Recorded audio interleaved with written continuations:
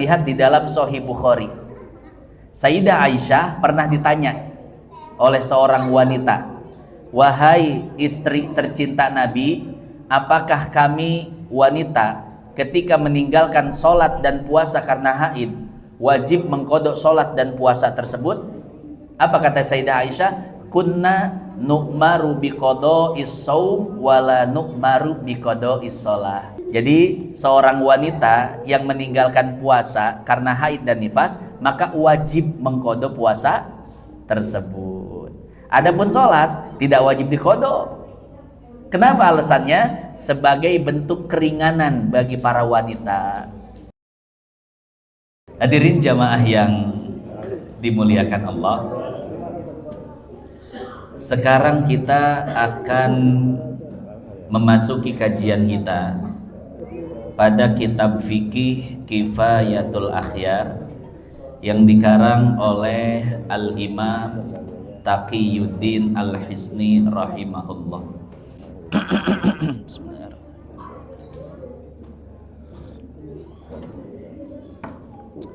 Bismillahirrahmanirrahim. Wa amman naqa'u 'anil haidhi wan nifasi. Adapun suci dari haid dan nifas, faqad naqalan Nawawiyyu al-ijma'a ala anna sihhatas shaumi mutawaqqifatun ala faqdihima. Kata Imam Nawawi bahwa syarat sah puasa adalah seorang wanita tidak mengalami haid dan nifas. Falau tara'a fi asna'is shaumi batola. Jika darah haid dan nifas datang saat wanita sedang berpuasa, maka batal puasanya. Wa kadza law tara'a jununun aw riddatun batalas shaumu. Begitu pula ketika seseorang sedang berpuasa, lalu datanglah penyakit gila. Penyakit gila kalau bahasa kedokterannya apa, Pak? Kayak kurang enak bilang penyakit gila ya. Iya, hilang akal begitu ya.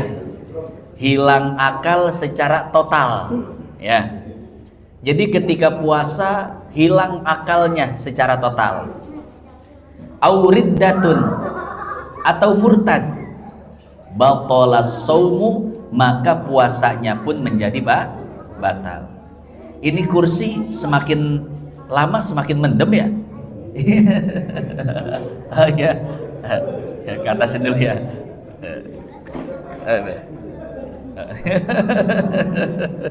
Iya, oh ada itunya. Oh iya. Oh ya.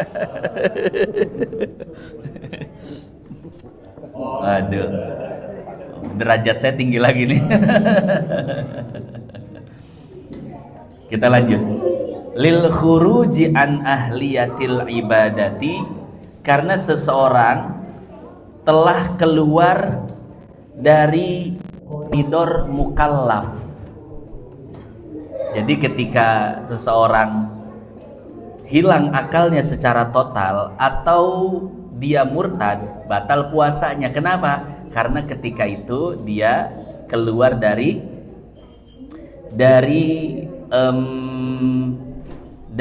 syarat sahnya sebuah ibadah, ya. Walau toro'a igma'un nador. Lalu bagaimana jika seseorang sedang berpuasa kemudian dia mengalami pingsan? Maka kata para ulama, dilihat dulu kadar pingsannya. Apakah dia pingsannya 1 hari penuh atau ini stagroko jami'an nahar fala yasihu saum. Apabila pingsannya itu 1 hari penuh, maka puasanya tidak sah. Wa illa, dan jika tidak, artinya pingsannya itu tidak 1 hari penuh, fal adhar annahu in afaqa fi lahdhatin minan nahar soha. Maka orang yang pingsannya tidak 1 hari penuh, puasanya tetap sah. Wa illa fala walau nama jami'an nahar. Lalu bagaimana kalau seseorang tidur 1 hari penuh, apakah sah puasanya? Fahal yasihhu shaumuhu? Qila la kal igma was sahih annahu la yadur. Para ulama mengatakan bahwasanya puasanya orang yang tidur 1 hari penuh tetap dianggap sah. Libaqai ahliyatil khitab, karena walaupun dia tidur, dia masih dianggap sebagai orang yang layak untuk beribadah. Walau nama jami'an nahar illa lahdatan fa innahu la yadurru bil ittifaq wa turu'ur riddati mubtilun.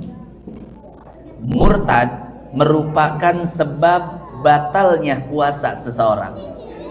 Li khurujihi an ahliyatil ibadah, karena ketika seseorang murtad maka dia dianggap orang yang tidak layak melakukan sebuah ibadah. Wallahu a'lam titik.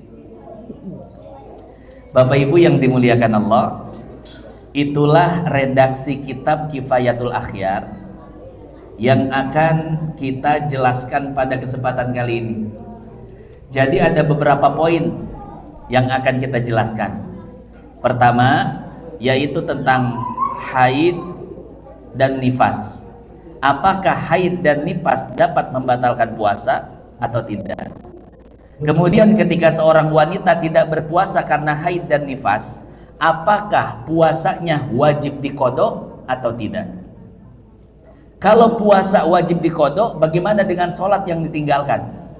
Perempuan haid bisa sampai 7 hari meninggalkan sholat sebanyak 35, karena 1 hari 5 sholat kali 7, 35 sholat. Apakah harus diqodho juga? Akan kita jelaskan pada kesempatan kali ini. Yang kedua, kita pun akan menjelaskan tentang hilang akal secara total, garis miring gila atau murtad. Kira-kira hilang akal secara total dan murtad dapat membatalkan puasa atau tidak? Sebetulnya jawabannya udah tahu, tadi udah dibacain ya. Nanti kita akan jelaskan lebih rinci, lebih jelas. Kemudian juga bagaimana hukum orang yang tidur 1 hari penuh, dari sebelum sholat subuh bangun-bangun isya. Kira-kira bagaimana puasanya? Kita tidak mensorot sholatnya, nanti kita bicarakan masalah sholat ya. Kita sorot puasanya, sah atau tidak puasanya. Begitu pula dengan orang yang pingsan 1 hari penuh, apakah sah puasanya atau tidak? Hadirin hadirat jamaah yang dimuliakan Allah, itulah beberapa poin yang akan kita jelaskan pada kesempatan kali ini. Yang pertama, yaitu tentang haid dan nifas. Al-Imam Taqiyuddin Al-Hisni mengatakan, wa amman naqa anil haidi wan nifas faqad naqalan Nawawi al-ijma'a ala anna sihhata shaumi mutawaqqifatun ala faqdiha. Imam Nawawi telah menukil sebuah ijma, konsensus para ulama, bahwasanya sah tidaknya puasa seorang wanita tergantung keadaannya. Apakah dia sedang haid atau tidak? Apakah dia sedang nifas atau tidak? Kalau seandainya dia sedang suci dari haid dan nifas, maka puasanya sah. Kenapa? Karena syarat dari sahnya puasa adalah tidak keluar darah haid dan nifas. Dan itu merupakan kesepakatan para ulama, konsensus dari semua mazhab, mau Hanafinya, Malikinya, Syafi'inya, Hambalinya, bahkan di luar 4 mazhab sepakat bahwa syarat sahnya puasa seorang wanita yaitu tidak dalam keadaan haid dan nifas. Falau tara'a fi asna'is shaumi batala. Lalu bagaimana jika seorang wanita sedang berpuasa, lalu di tengah-tengah puasa ternyata keluar darah haid? Apakah puasanya lanjut atau batal? Maka kata para ulama, batala, puasanya menjadi batal. Begitu pula ketika puasa, ibu hamil puasa, kemudian di tengah hari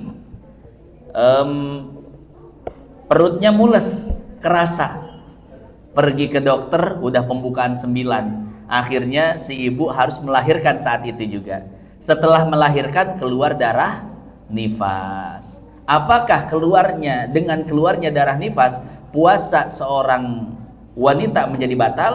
Para ulama mengatakan batola, ya, sama seperti keluar darah haid. Keluar darah haid dan keluar darah nifas dapat membatalkan puasa seorang wanita.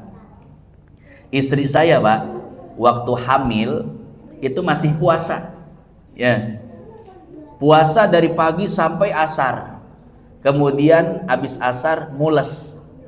Saya bawa ke bidan, kata bidan ini udah pembukaan 4. Akhirnya apa? Mau tidak mau ditunggu. Ternyata dalam 1 jam itu cepat.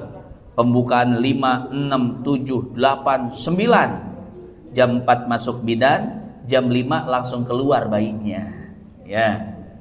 Nah, setelah keluar bayi, maka keluar darah nifas. Itulah yang dapat membatalkan puasa. Ya, cuman sebelum ngelahirin saya suruh batalin dulu puasanya biar ada energi dan tenaga, ya. Saat melakukan persalinan kan butuh tenaga, Pak, ya. Teh manis dulu, ya, biar kuat. Kenapa harus teh manis? Karena gula itu bisa mengumpulkan energi dengan cepat. Makanya ketika orang pingsan atau orang kecelakaan, hal yang pertama yang kalau minuman, ya, yang kalau pengen ngasih minum teh manis. Karena gula itu dapat memancing hormon, memancing energi biar cepat pulih, cepat memiliki tenaga. Makanya pagi-pagi, Pak, kalau pengen seger, yaitu yang manis-manis. Ya cuman tergantung, kalau manisnya gula pasir ya itu ada efek sampingnya. Ya makanya paling bagus pagi itu minum madu. Bapak bangun jam 3, ya. Jam 3 pagi. Pertama yang bagus dilakukan adalah mandi pagi. Karena mandi pagi itu bisa mengontrol atau menstabilkan seluruh yang ada di tubuh kita. Gula, kolesterol, semuanya bisa stabil, Pak, dengan kita mandi pagi.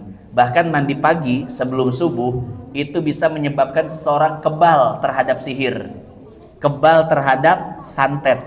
Jadi kalau pengen kebal terhadap sihir, maka rutin atau istiqomahkan mandi sebelum subuh, ya. Nah, setelah mandi minum air anget pakai madu. Dengan syarat madunya madu as. Kira-kira Bapak udah bisa ngebedain belum madu asli dan madu palsu?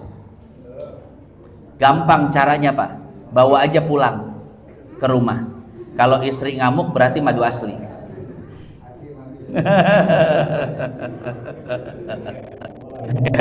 Wah, Pak Haji Komar nggak ada sih ini. Ya.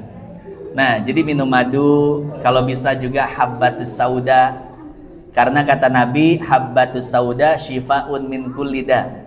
Habbatus sauda itu sebagai obat dari segala penyakit, antibiotik terhebat yang direkomendasikan oleh Nabi. Habbatus sauda, ya. Nah, jadi ketika kita minum madu manis, kita akan mendapatkan energi yang kuat, Pak. Atau kurma, intinya yang manis-manis. Cuman sebisa mungkin hindari gula pasir. Ya, mau pakai gula merah silahkan, itu lebih rendah ya kadarnya. Nah, jadi seperti itu, ya. Kita kembali bahwa haid dan nifas dapat membatalkan puasa. Lalu bagaimana puasa yang ditinggalkan? Apakah wajib diqadha atau tidak? Maka Bapak Ibu bisa lihat di dalam Sahih Bukhari. Sayyidah Aisyah pernah ditanya oleh seorang wanita, "Wahai istri tercinta Nabi, apakah kami wanita ketika meninggalkan sholat dan puasa karena haid wajib mengqadha sholat dan puasa tersebut?" Apa kata Sayyidah Aisyah? "Kunna nu'maru biqadha'is shaum wala nu'maru biqadha'is shalah." Kita para perempuan diperintahkan oleh Nabi untuk mengqadha puasa, tapi tidak diperintahkan untuk mengqadha sholat. Jadi seorang wanita yang meninggalkan puasa karena haid dan nifas, maka wajib mengqadha puasa tersebut. Adapun sholat tidak wajib diqadha. Kenapa alasannya? Sebagai bentuk keringanan bagi para wanita. Bayangin Pak, Bu, kalau seandainya sholat yang ditinggalkan oleh wanita haid, wanita nifas wajib diqadha, kira-kira berapa jumlah sholat yang harus diqadha? Perempuan haid biasanya 6 hari, 7 hari. Ada lagi yang haid sampai 15 hari. 7 hari saja kalau wajib mengqadha sholat, berarti 35 sholat yang harus dia qadha. Apalagi kalau sampai 15 hari. Ya. Nah, maka sebagai bentuk keringanan bagi para ibu, bagi para wanita, maka sholat itu tidak diperintahkan untuk diqadha. Jadi yang wajib diqadha hanya puasa saja. Ya. Nah, bagi bapak, ibu yang punya pertanyaan tentang qadha puasa bagi wanita hamil, wanita menyusui, nanti bisa ditanyakan ya. Kalau saya jelasin takut kepanjangan. Nah, itu yang pertama, haid dan nifas. Yang kedua, wa kadza law tara'a jununun aw riddatun. Begitu pula ketika seseorang berpuasa lalu tiba-tiba akalnya hilang secara total. Yang dimaksud hilang secara total, gila, mohon maaf ya. Gila, ini kasar enggak sih kalau kita ngomong gila? ODGJ gitu bahasanya ya. Ya. Nah, ini dapat membatalkan puasa. Ya. Beda kalau seandainya hilang akal itu tidak total. Ya, seperti stres atau misalkan apa temennya stres itu? Depresi, ya. Lagi puasa karena sebab kerjaan atau ada masalah rumah tangga, stres, depresi, itu tidak membatalkan puasa, ya, karena akalnya masih ada. Kalaupun hilang, tidak hilang secara total. Wa kadza law tara'a jununun aw riddatun. Begitu pula ketika seseorang puasa tiba-tiba dia murtad, batalas saumu, maka batal puasanya. Nanti kalau ada pertanyaan tentang murtad boleh ditanyain. Pak Ustadz, 25 Desember nih.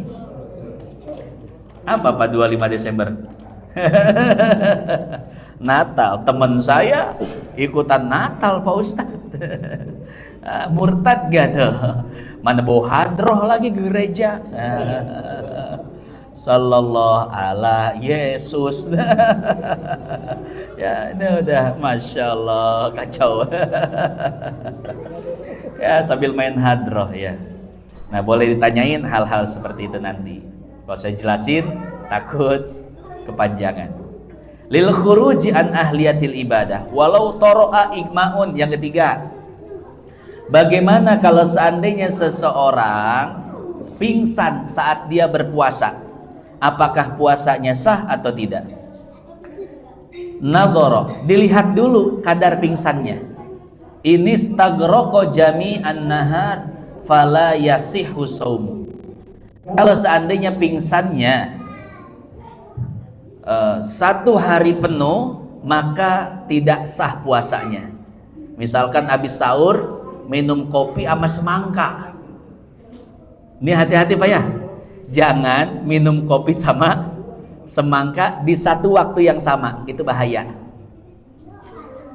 Guru saya Abuya Toifur Mawardi, orang Purworejo, Jawa Tengah ya. Jadi beliau itu sebelum wafatnya sakit keras. Saya tanya apa sebabnya? Oh ternyata beliau sebelumnya itu minum kopi, kemudian makan semangka. Ini hati-hati Pak ya. Jadi kita harus memperhatikan ketika kita mengkonsumsi satu makanan atau minuman, apa saja makanan minuman yang tidak boleh dikonsumsi dengan minuman yang sedang kita minum atau makanan yang sedang kita makan secara bersamaan. Kita harus tahu itu ya. Kalau kopi sama durian bagaimana Tat? Kopi sama durian mantep itu mah Pak ya. Ya duriannya celupin ke kopi mah, kopinya rasa durian. Itu insya Allah gak jadi masalah ya. Nah setelah sahur misalkan minum kopi dan makan semangka, akhirnya apa? Pingsan. Sampai kapan? Ditunggu subuh nggak bangun, duha nggak bangun, zuhur nggak bangun, asar nggak bangun, maghrib nggak bangun juga, lewat maghrib atau isya baru bangun. Artinya apa? Dia menjalani waktu puasanya dari terbit fajar sampai terbenam matahari dalam keadaan pingsan. Bagaimana hukumnya? Fala yasihhu shaumuhu, puasanya tidak sah ya. Wa illa, tapi jika pingsannya itu tidak sampai 1 hari penuh, maka sah puasanya. Habis sahur makan minum kopi dan semangka, pingsan, subuh kelewat, zuhur kelewat, maghrib kelewat, asar kelewat, 1 menit sebelum maghrib dia bangun. Dia bangun dari pingsannya, nungguin 1 menit azan maghrib, langsung buka puasa. Apakah sah puasanya? Para ulama mengatakan fal adhar annahu in afaqa fi lahdhatin minan nahar soha, yaitu sah puasanya. Jadi orang yang pingsan Pak, jika dia sempat sadar di siang hari, walaupun sadarnya sebentar, maka sah puasanya. Kalau tadi sadarnya 1 menit sebelum maghrib ya. Nah sekarang misalkan sadarnya itu siang hari, sebelum zuhur dia sempat sadar, dia nanya, oh jam berapa ini? Jam 12, pingsan lagi. Sadarnya cuma sebentar, 5 detik, 10 detik misalkan, maka puasanya tetap dianggap sah. Yang penting ada saat dimana dia sadar di siang hari Ramadan ya, maka puasanya sah. Jadi puasanya orang pingsan dilihat dulu. Kalau pingsannya 1 hari penuh maka tidak sah. Tapi kalau pingsannya hanya sebagian hari, atau di sebagian hari ada waktu di mana dia sadar dari pingsannya, maka puasanya dianggap sah. Pak Ustadz, sholatnya bagaimana? Sholatnya tinggal dikodok saja, sesuai hadis riwayat Imam Bukhari dan Muslim, man nama an sholatin aw nasiya anha falyaqdiha idza dzakaraha. Barang siapa yang lupa melaksanakan sholat atau ketiduran, maka hendaklah dia mengkodok sholat saat dia sudah bangun dari tidurnya atau sudah kembali ingatannya. Yang namanya pingsan itu kan kadarnya lebih tinggi daripada lupa ya, atau termasuk daripada nisyan juga, yaitu al-igma, pingsan. Maka kata Nabi, tinggal dikodok sholat yang ditinggalkan saat dia mengalami pingsan. Berarti subuhnya dikodok, zuhurnya dikodok, asarnya dikodok, maghribnya dikodok. Kalau maghribnya lewat, kapan kodoknya? Bebas, kapan saja ya. Karena di dalam Fathul Mu'in yang dikarang oleh Syekh Zainuddin, bahwa sholat fardu yang ditinggalkan karena uzur, termasuk uzur pingsan, tidur, dan lain sebagainya, sholat fardu yang ditinggalkan karena ada uzur, maka kodoknya boleh bersantai-santai, tidak harus buru-buru. Jadi kodoknya boleh nanti setelah sholat taraweh kodok, atau nanti pas bangun tahajud kodoknya, atau besok harinya boleh ya, karena sholat fardu yang ditinggalkan karena ada uzur, kodoknya tidak harus bersegera. Kemudian kodoknya juga boleh secara bersamaan semuanya dalam satu waktu, atau dicicil. Pak Ustadz, kalau dalam satu waktu berat, boleh nggak dicicil? Boleh. Habis taraweh 2 sholat, pas tahajud 2 sholat, boleh dicicil ya. Nah jadi seperti itu hadirin jamaah yang dimuliakan Allah ya. Nah itu masalah sholat orang yang pingsan, maka setiap sholat yang ditinggalkan harus diqodho ya. Hadis riwayat Imam Bukhari dan Muslim. Wa illa fala, selesai hukum orang pingsan. Sekarang bagaimana hukum orang yang tidur di siang hari Ramadan? Apakah sah puasanya atau tidak? Walau nama jami'an nahar, apabila seseorang yang berpuasa tidur 1 hari penuh, habis sahur tidur lagi Pak, karena jarak sahur dan subuhnya lama, makanya dianjurkan dan merupakan sunnah jarak sahur dan sholat subuh itu tidak terlalu lama. Di dalam hadis riwayat Imam Muslim, Zaid bin Sabit mengatakan bahwa jarak selesai sahur Nabi sampai azan subuh itu cuman sekedar baca Quran 50 ayat, yang tidak panjang dan tidak pendek. Nah, para ulama diteliti membaca ayat Quran 50 ayat yang tidak panjang tidak pendek, jika dikonversi ke waktu memakan berapa menit? Ternyata para ulama setelah melakukan percobaan, kurang lebih 50 ayat itu sama dengan 10 menit ya. Jadi jarak sahur Nabi, selesai sahur ya, sampai dengan azan subuh adalah 10 menit. Hadis riwayat Imam Muslim. Makanya ulama kita, ulama Nusantara, dari hadis ini mereka membuat jadwal imsakiyah. Jadi jadwal imsakiyah itu bukan bid'ah, tapi memang ada dalilnya. Mana? Hadis riwayat Muslim. Nabi selesai sahurnya itu sampai azan jaraknya 50 ayat atau 10 menit. Maka yang 10 menit ini adalah waktu imsak.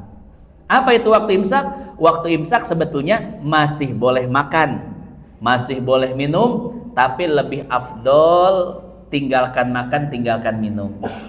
Jadi ibarat lalu lintas, ini sudah lampu kuning ya, sebentar lagi akan memasuki azan subuh. Jadi alangkah baiknya di waktu imsak itu sudah selesai Pak makannya, aktivitas makan, aktivitas minum selesai ya, bahkan sudah selesai gosok gigi, mandi, sudah selesai semuanya.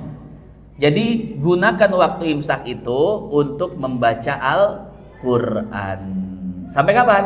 Sampai dikumandangkannya azan subuh ya. Nah jadi itu sunnah takhirus suhur, mengakhirkan sahur sampai dekat dengan subuh. Nah biasanya orang kalau yang sahurnya jauh dari subuh, sahur jam 2 ya, sahur jam 3, biasanya ngantuk lagi Pak. Mending subuhnya bangun. Kalau nggak bangun, habis sahur tidur, mana makannya 3 piring lagi, nyenyak tidurnya Pak ya. Subuh kelewat, zuhur kelewat, asar kelewat, sampai maghrib dia baru bangun, azan maghrib pas nih. Bagaimana hukum puasanya? Fahal yasihu saumuhu, apakah sah? Wassahih annahu la yadur. Maka kata para ulama, dalam konteks tidur ini maka puasanya tetap sah. Beda sama pingsan ya. Kalau pingsan satu hari penuh maka tidak sah. Kalau tidur 1 hari penuh sah. Apa bedanya? Bedanya pingsan itu hilang kesadarannya itu lebih dalam. Apa bahasa ilmiahnya? Saya nggak ngerti dah. Itu ada bahasa ilmiahnya ya. Iya. Ya, untuk mengembalikan kesadarannya itu sangat sulit bagi orang pingsan. Tapi bagi orang tidur gampang untuk mengembalikan kesadarannya. Ya, orang tidur tinggal digoyang-goyang badannya selesai, bangun. Tapi orang pingsan sulit untuk disadarkan. Ya. Kalau bahasa Syekh Ibnul Qayyim Al-Jauziyah di dalam kitabnya Ar-Ruh, yang namanya tidur adalah al-mautus sugro, mati kecil. Beda dengan orang yang tiba ajalnya, namanya al-mautul kubro, mati besar.